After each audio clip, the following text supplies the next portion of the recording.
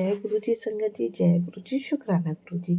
संगत जी, अगर आप हमारे चैनल पे पहली बार आए हैं तो बेल आइकन को प्रेस कीजिएगा, जिससे कि आने वाले सत्संग की नोटिफिकेशन आपको मिल सके, आप गुरु जी के प्यारे प्यारे सत्संग सुन सके। संगत जी, यहाँ पर भेज सुनाए जाते हैं संगत जी के द्वारा भेजे गए सत्संग, जो कि बहुत ही बिले सत्संग होते हैं, जो संगत जी हमें लिखकर भेज सकती है, रिकॉर्ड करके भेज सकती है। उसकी उनके सत्संग हम जरूर शेयर करते हैं। तो आइए संगत जी, आज का शुक्राना सत्संग स्टार्ट करते हैं। ये सत्संग हमें आंटी जी ने लिखकर भेजा है। सत्संग बहुत ही प्यारा है, बहुत ही खास है। तो आप सत्संग को पूरा सुनिएगा, क्योंकि क्या पता गुरु पाने सत्संग के अंदर आपके लिए ढेर सारी ब्लेसिंग भेजी हो। आंटी जी लिखती, जय गुरु जी, शुक्राना गुरु जी। मैं अपने सत्संग शुरुआत से शुरू करूंगी। मंत्र जाप से करना चाहती हूँ। ओम नमः शिवाय। शिव जी सदा सहाय। ओम नमः शिवाय। गुरु जी सदा सहाय। संगत जी, गुरु जी के आदेश से मैं अपना दूसरा सत्संग शेयर कर रही हूँ। मैं अभी अपना नाम नहीं बताना चाहती हूँ। क्या लिखना है मुझे नहीं पता। जो ईश्वर बुलवाएंगे वही मैं बोलूँगी। जैसा कि मैंने पिछले सत्संग में बताया था कि गुरुजी जाने कब से मुझसे जुड़ना चाहते थे, लेकिन मैं नहीं जुड़ पाई थी। फिर भी मैं जब भी परेशान थी तो फरवरी मार्च 2023 में जब भी परेशानी होती थी और रोती थी, तो मेरे रोते हुए मुझे ऐसा कोई मिलता जुलता मैसेज आता था। मुझे बहुत बड़ा आश्चर्य होता था कि संगत जी, बिना कोई पेज लाइक किए मैसेज कैसे आते हैं। जैसे कोई दिलासा दे रहा हो, जैसे कोई हिम्मत बांध रहा हो।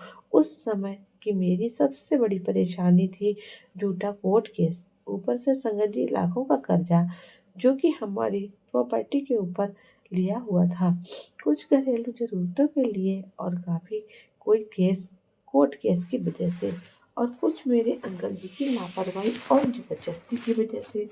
संगत जी, मैं जानना चाहती हूँ कि कुछ घरेलू परेशानियाँ जरूरतों की वजह से मैं अपने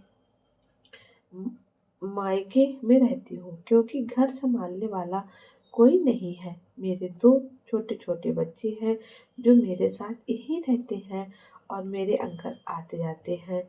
वैसे वह काफ़ी परेशानियों में से हैं।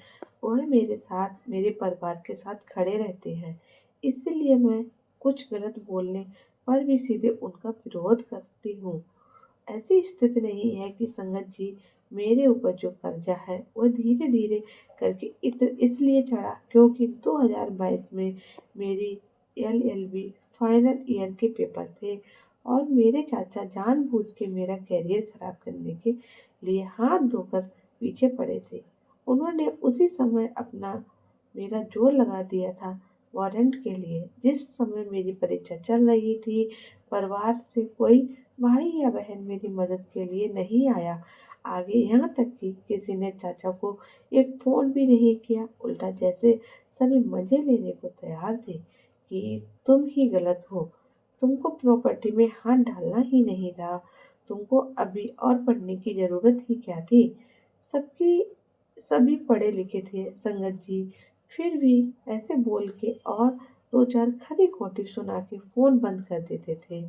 मुझे महसूस हुआ कि ईश्वर के सिवा कोई सच्चा साथ नहीं दे सकता है, और यही सच है। संगत जी, तो खैर जैसे भी मेरे अंकल सही गलत बता रहे थे, मुझे मानना पड़ रहा था, क्योंकि मैं अपनी 30 साल की मेहनत को आग तो नहीं लगा सकती थी। संगत जी, रिजल्ट आया दिसंबर लास्ट में। गुरुजी और माँ के आशीर्वाद से मैं अच्छे नंबरों से पास हो गई। संगत जी, लेकिन संगत जी, कर्ज इतना बढ़ चुका था कि आत्महत्या के विचार आते थे। मेरे चाचा लोगों के तमाशे देखकर कोई भी प्रॉपर्टी का हमारा हिस्सा लेने को तैयार नहीं था, क्योंकि वह सबको बहुत बुरे ढंग की धमकियां देते थे, जिससे हर कोई डर जाता था। संगत जी, एक बार उसी परेशानी से मैं मथुरा गई किसी काम से, और हर समय यही सोचती रहती थी कि जैसे कैसे होगा। मैं एक मंदिर में थी, वहाँ की माँ दुर्गा की बहुत बड़ी मूर्ति स्वरूप थी, एक भगवान जैसे शिव पंचायत जैसे गोवर्धन पर्वत का, और स्वरूप था। आरती होने लगी, मैं खड़ी हुई थी। अचानक से दो औरतों ने मेरा हाथ पकड़ा और जल्दी जल्दी मुझे वह मदन महाराज के स्वरूप की परिक्रमा दिलवाने लगी, जैसे कि उनको भगवान ने ये करवाने के लिए भेजा मुझे, वरना कोई अनजान ऐसे क्यों करेगा। उसके बाद समस्या तो बहुत आती जाती रही संगत जी, लेकिन ईश्वर ने कुछ रास्ता भी निकाला।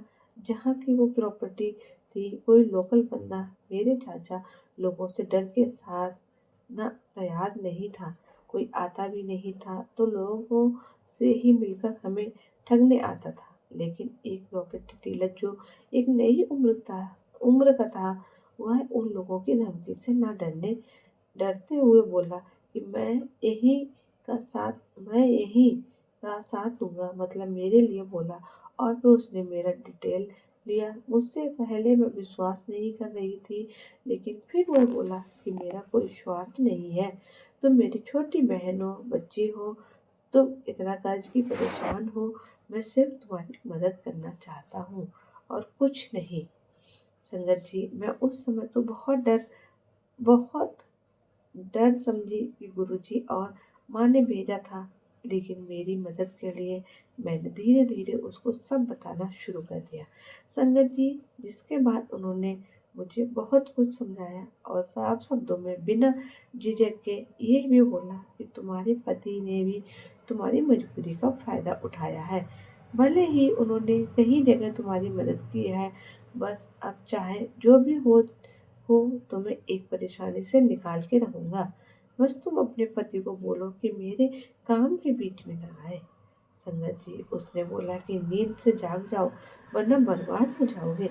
मेरे रोंगटे खड़े हुए संगत जी, क्योंकि ऐसे ही तो मैंने मैसेज पढ़ा था गुरु जी का। इसके बाद मैंने काम उसको दे दिया कि अंकल को बहुत पसंद नहीं आया और हम लोगों के बीच काफ़ी झगड़े होने लगे। संगत जी, उन्होंने काफ़ी कुछ ऐसा भी बोल दिया और मेरे साथ जो भी उनको बिल्कुल ही अच्छा नहीं कर करना चाहिए था।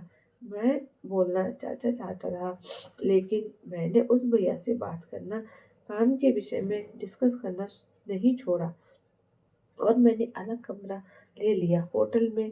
संगत जी, प्रॉपर्टी हमारे अपने शहर में नहीं, किसी अन्य दूसरे शहर में थी और कई टुकड़ों में थी।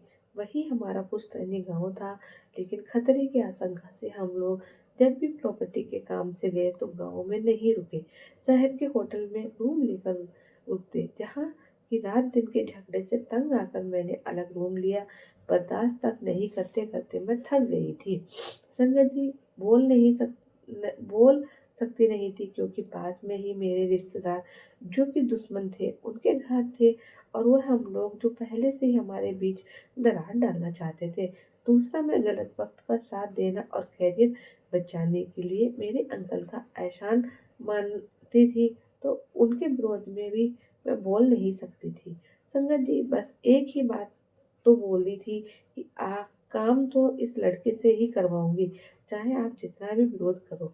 वह हमें हमेशा उसके विषय में उल्टा सीधा भड़काया भी करते थे, लेकिन मैंने उसकी एक नहीं सुनी। संगत जी, इधर वह लड़का अपना काम शुरू कर चुका था और धीरे धीरे खरीदार भी बातचीत करके तैयार करने शुरू कर दिए थे।